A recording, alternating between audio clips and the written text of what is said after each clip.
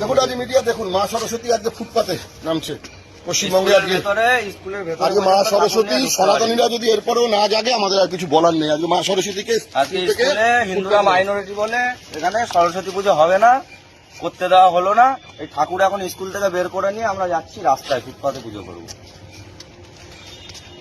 আজকে বাঙালি সনাতনী বাংলাদেশ না পাকিস্তান সেটাই। মা সরস্বতী আজকে বাংলাদেশের কথা আমরা বলি, পশ্চিমবঙ্গ কিছু পার্থক্য নেই। মা সরস্বতী পশ্চিমবঙ্গ স্কুল থেকে বেরিয়ে ফুটপাতে আশ্রয় দিতে হচ্ছে, আমরা ফুটপাতেই পুজো করবো। এরপরে যদি সনাতনী হিন্দুরা না জাগে আর কিছু বলার নেই। বাংলাদেশ হতে আর বেশি দিন বাকি নেই পশ্চিমবঙ্গ।